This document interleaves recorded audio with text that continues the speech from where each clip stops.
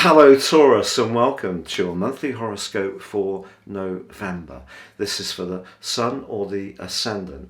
Now I'm going to give you an overview of the major strands for this month, including the full moon in your sign on the 19th, and then go into greater detail. So please stay with me. So the key to this month, Taurus, I'm going to give you a phrase that may make you chuckle. It's almost like a mini me of what year 2022 is going to be like for you. That's because next year there are 2 eclipses in your sign and 2 in Scorpio. And this month kind of shares the polarity of next year because the sign of Taurus is opposed by the sign of Scorpio. So as we start this month, the Sun and Mars are in your 7th house of relating. But Uranus, the planet of rebelliousness, of recklessness, of innovation, but also of change, is in your sign. And Uranus is going to go opposite the Sun, Mercury and Mars this month. And that could create opportunities, but it can also create some challenges. So please stay with me while I outline all of this in greater detail. But before I do, if you're new to my channel and me, I would be grateful if you would subscribe to my channel. Please click or tap on the bell notification symbol. And if you'd like to get your written daily horoscope fired to your device each morning, totally free, you can subscribe on the link beneath this video. I've been writing these for over 25 years. My work is used on major platforms around the world and used by Britain's most read daily newspaper, the Metro.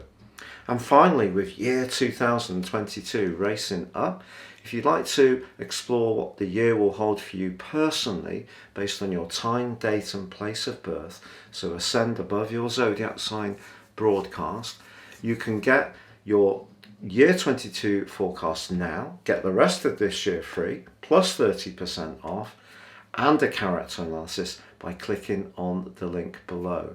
Gain Syrian insights for the prospects ahead and also how you can steer clear of any pitfalls too. Hello Taurus, so as we enter into this new month, we have the Sun in your 7th house of relating and also Mars, the planet of passion. Mars in the 7th house can be much more outspoken. But you also have Mercury initially, the planet of communication, in your 6th house of practicalities. But Mercury is set to emerge from shadow on the 3rd of the month, and if there has been some sort of hassles or haggles around appointments or something to do with a job role or specification through the process of Mercury's retrograde, I think you can really let out a sigh of relief by the 3rd, because I think you'll be much clearer about what's what. But Venus is in your 8th house, and Venus is very much to do with passion.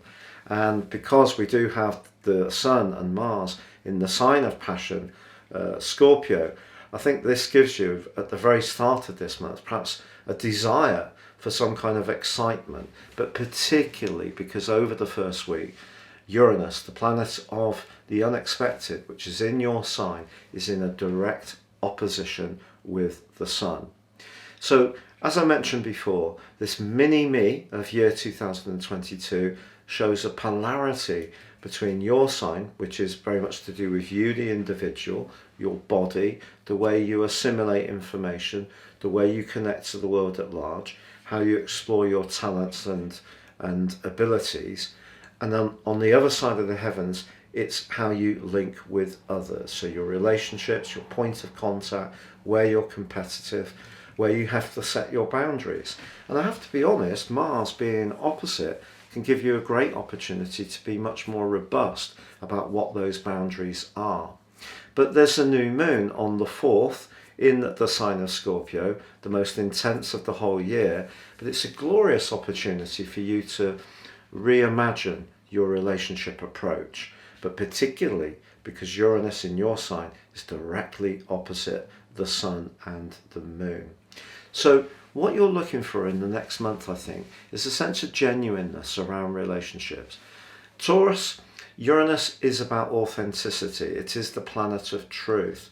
And yes, it's been pushing you over the last few years to change things up, be a bit more flexible, not be quite so adhered to the routines and structures which give you that innate sense of security. And this month, I feel where it's urging you to change things is around your relationships. That doesn't mean to say that you need to leave a relationship, but I think what you're looking for is a sense of commitment in any time where you're giving it the maximum amount of your energies. You want that back. The other person may have different qualities, different skill set, even have a different financial situation. But what you want is that sense of earnest dedication in the way that you feel it. And if you're not feeling that vibe, this month is going to give you a lot of astral food for thought. So from the 4th, for a month, a sense of excitement around relationships, but you want the truth of relationships to be clearer, and you want that commitment. Now, if you're in a relationship where you feel really quite hemmed in, you can't really breathe, you don't feel the other person understands that you need to operate as an individual and you both need to meet in the middle, if it's so terribly codependent or so stuck in its ways that you really feel it's very dull, what you could crave for, even if you don't want to end the relationship, is just a bit more of your own free time. So it's balancing what you get for yourself against what the other person needs for themselves. So it's not about you getting everything on your terms, it's finding that middle point. And by the 5th, as Mercury moves into the sign of Scorpio, that's really helpful because Mercury helps us to be a bit more detached when it's in the 7th house, a bit more logical. It's a kind of Libran influence. Listening to how the other person feels gets much easier for us. But also on the 5th, Venus, the planet of relating, moves from that deep and passionate location for you into the part of your situation that's to do with discovery, but crucially to do with truth. And Venus is your ruler, and through to the 6th of March, it's going to be in your sister Earth sign of Capricorn. This is an extraordinarily long and extended transit, and the reason for that is that Venus goes into a retrograde on the 19th of December. So ordinarily Venus takes about 28 days to move through each zodiac sign, so you can see this is going to be a long old transit, and it also goes into shadow from the 18th. So what I think another additional strand of how you're thinking about relationships is you want to feel there's the truth there, not just from Uranus, the authenticity of Uranus, but from the truthfulness of Venus, the planet of relating, your ruler, in your 9th house. But that's also a great location for being much more explorative about relationships. So if you're single, I think that new moon, the move of Venus and Mercury moving into your 7th house, along with the passionate energies of Mars being there from day one, is really giving you a lot of encouragement to be much more daring and bold in the way you interact with others. And of course that has been broadly very difficult because of COVID. You know, even if we've had sort of periods where lockdowns have been eased, it's not necessarily been without some constraints. But in week 2 of this month, the Sun does forge a very positive link to Pluto. And Pluto, along with Venus, is in your 9th house of discovery and truth.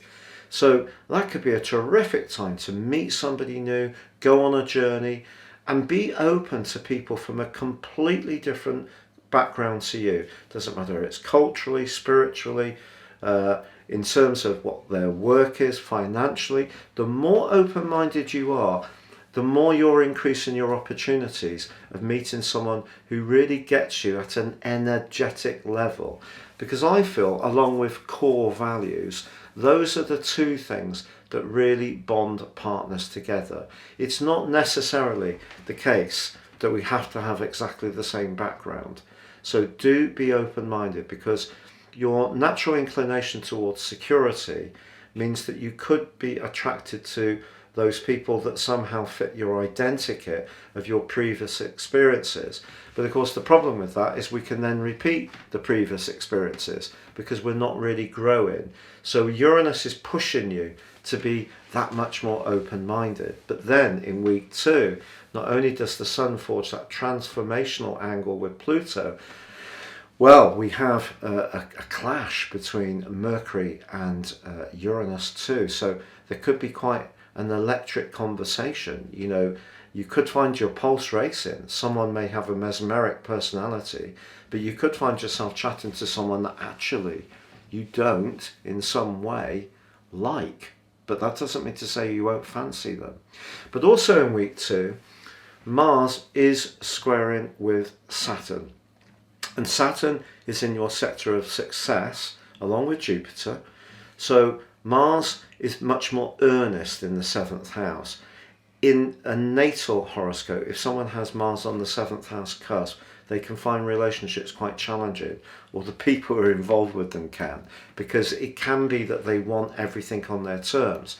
So you're going to be much more robust about your boundaries, and I think in terms of your personal relationships, that generally can be very positive for you.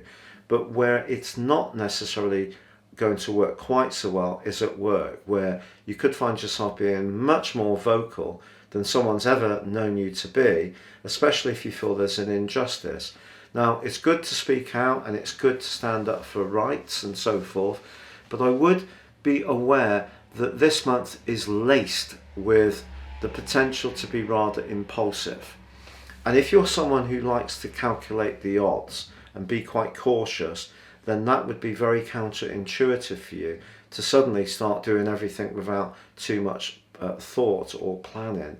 So just be conscious that there's a sense of urgency right through this month, which could see you get caught up in it, particularly in week 3 when Mars goes opposite Uranus. If you do meet someone for the first time in week 3, it's not necessarily going to be a relationship that lasts a lifetime. But that's not impossible. It's just that there may be such a sense of either attraction or revulsion, or a need to assert your individuality rather than being more inclined to find that middle point of relating and harmonizing. And therefore you could get into something that will always have a degree of turbulence about it, but it also could be one of those relationships that is totally memorable because there's never a dull moment. It just depends on what you want and where you are in your life journey. But I think Mars opposite Uranus, if you're older and more established in your life and have an experience of dealing with situations, it can actually be quite an enlivening link, because it might just give you the sense that, you know, you can still surprise yourself about how you can go about things, and life can still surprise you. And you know, in some ways I think that's a very good thing, because once the full moon occurs in your own sign on the 19th, that's kind of proven in 2 ways, because it forges a terrific link with Pluto, great for discovering new ideas, but it's clashing with Jupiter in your sector of success. But sometimes when the moon and the sun square with Jupiter, it can actually make us very generous of spirit and nature. So I would just say, you know, stay resolutely open-minded every single minute of this month. It is going to at times test you, but at other times stimulate and delight you like nothing else before. But when you get to that full moon in your sign, if there is a relationship where you really feel it's just never ever going to turn the corner, what those rather diverse polarized energies can do is give you a lot of encouragement to take back your own personal authority, to assert your right as an individual. And that could mean separating in quite a dramatic way from something that just isn't working, and you finally putting your foot down. And then on the 22nd, the sun moves out of your sector of relating and into your sector of transitions, followed by Mercury on the 24th. Now Mercury is actually going to forge a brilliant link with Saturn later this month, which is excellent for business. And the 8th house that the Sun and Mercury move into is very, very good for anything to do with longer term resources, entrepreneurship, pensions, investments, savings, property matters. You can marshal all of these with great skill. You have a gift for these areas anyway, but don't be surprised if from the flame of balancing your need to be an individual with the needs of other people that takes up much of the month, you can then start to focus on where you can feel the critical mass, where you can actually take something forward that works for you. Now that may be, because the 8th house can be about endings, that, leaving a relationship which is no longer working. On the other hand, especially with Venus going into shadow on the 18th, your ruler, on the other hand, maybe it's where you're going to start to show much greater dedication, because the 8th house is very much about devotion. So again, a bit of a polarization, and of course the 8th house is very Scorpionic. So this month, with Mars and Pluto so to the fore, Uranus in your sign, it's an absolute belter. You're not going to be bored for 1 minute. I think it could be challenging, but I think it could be groundbreaking. But most of all, it gives you a glorious opportunity to find out what you really want around your key relationships, and not lead your life just to simply keep others happy. It's about finding that wonderful attuned balance between being decent, kind, and interested in others, but also looking after your interests too. And that's the midpoint, the sweet point that 2022 is going to be about for you too, as much as this month is your first taste of this. It's been a real pleasure being with you, Taurus. Thank you so much for joining me. Take care and goodbye for now.